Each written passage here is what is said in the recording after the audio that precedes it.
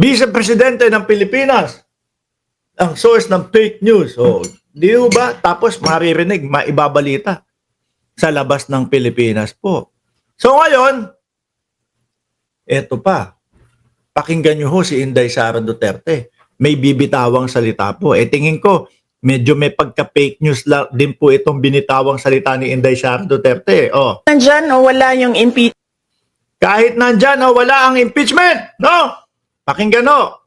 Kahit nandyan o wala yung impeachment, wala na talagang investor confidence dito sa ating bayan. Kung Makati.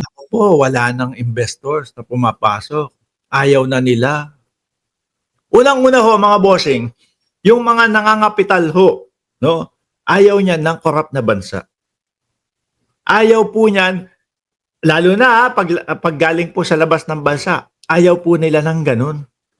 Bakit po? Gusto nila yung patas lahat. Gusto nila yung maayos, walang nangingikil sa kanila. O gusto mo ba ganito, ganyan, yung negosyo mo tumakbo ng maayos dito. Pes, kailangan mo magbayad sa amin, magano sa amin, maglagay sa amin, etc. Ayaw po nila ng mga ganun.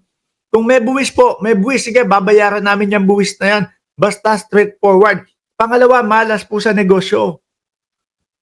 Yung mga katiwalian ho, ayaw nilang nai-involve dyan.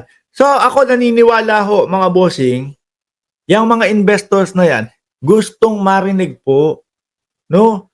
Kung ano ang katunayan. Or kung talagang nangorap si Inday Sara Duterte, kailangan marinig ng sambayan ng Pilipino yan, no? Para maubos ang korupsyon sa Pilipinas. Tignan nyo nga po, yung Makati Business Club, mga bossing, sila isa sa nangunguna na lumagda o sumulat na ang sabi kailangan dapat ituloy yung impeachment process ni Inday Sara Duterte o yung impeachment trial ni Inday Sara Duterte. Dahil ang gusto po niya mga yan, mga boss, yung maayos, walang korupsyon. No? Dahil makakaapekto din po sa kanilang mga negosyo. Oh. Business Club and other business groups are urging the Senate to continue your impeachment trial, to convene your impeachment trial. Sabi nila, it will show accountability, it will boost investor confidence. Your response to that call of the business sector? O, di ba? Makati Business Club. kahit nandyan o wala yung impeachment, wala na talagang investor confidence dito sa ating bayan. Kung Wala na daw ho, mga bossing. Yun po, sabi ni Inday Sara Duterte. Ngayon, ang tanong dyan, saan kaya nakuha ni Inday Sara Duterte yung source niya? O yung sinasabi niya, wala nang investors confidence. So wala nang ganang pumasok ang mga investors sa ating bayan. nakikita Mayroon daw mang impeachment o wala daw po. nyo, bagsak ang foreign direct investment sa Ako po, bagsak daw po ang foreign direct investment, mga kababayan. FDI. No? Sige nga, tuloy natin. Baka meron sabihin siyang source. sa ating bayan, no? Kaya wag nila ako gawing rason kung bakit pangit ang takbo ng ating ekonomiya. Dapat po ganito yan. No, kapag ka nagsalita ka dyan, sinabi mo yung isang bagay, naku, wala na po. Yung FDI po sa Pilipinas, yung foreign direct investors po, wala na. Wala nang tumatangkilik, wala nang gustong magpasok ng investment nila dito sa ating bansa. Kasi ganito, ganyan, no? At nakausap ko with matching pangalan, with matching ganito, may eksperto na ang pangalan ng eksperto na ito ay si ganito, no? Tapos sabay latag ng ebidensya. Pero ang nakikita ko po kasi sa kanila, mga kababayan, lagi po, lagi, bibitaw ng isang linya, hanggang doon na lang yun. Tanungin mo ng ebidensya, tanungin mo kung ano ang source niya, wala nang kasunod. No? Bakit ho sila ganun? Kasi may mga nananatili na mga DDS na maniniwala sa kanila. Isang bitaw lang kahit walang ebidensya, kapani-paniwala na yan. Style nga po, Maharlika. Mga boss, pagka ito sinabi ko, ibig sabihin, ito, totoo na ito. Ganun lang po sila. Ganun lang po. Yung mga DDS. Tuloy natin. Ngayon sa ating bayan. At saka Ulitin kong konti ha. bayan. Kung nakikita nyo, bagsak ang foreign direct investment sa ating bayan, no? Kaya wag nila ako gawing rason kung bakit pangit ang takbo ng ating ekonomiya ngayon sa ating bayan. At saka Ang galing ko ho, mga bossing. May papakita lang po ako sa inyo. No? Ito, papakita ko lang sa inyo ito.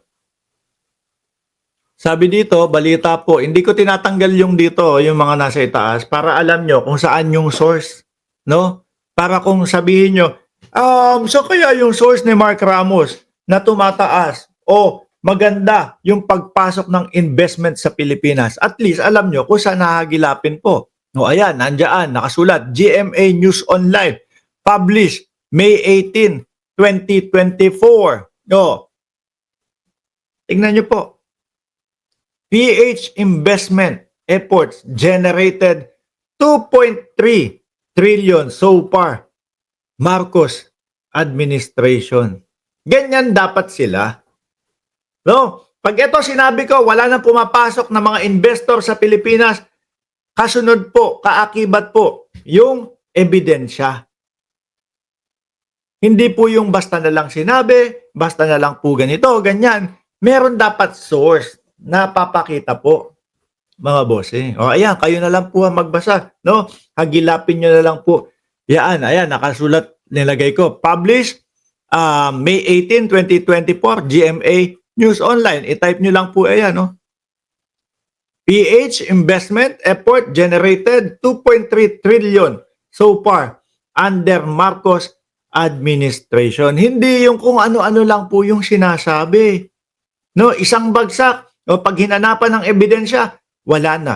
Hindi na magsasalita. Hindi na humahagilap ulit, mga bossing. Ayaw po natin ng ganun. Hindi po uubra sa mga kapwa natin Pilipino yung mga ganong style po. Nakulong si Lisa Marcos sa LA. Tenging ebidensya, pakitaan kayo, pader. Wala man lang nakita na miski man lang miski nakaupo lang si Lisa Marcos doon sa detention facility. Ang pinakita po, pader. Yung mga DDS naman, oo nga, ala, grabe, pinakita ni Maharlika yung pader.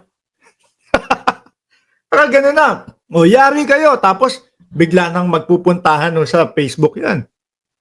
Nasaan si Lisa Marcos? Ganun na yung sasabihin.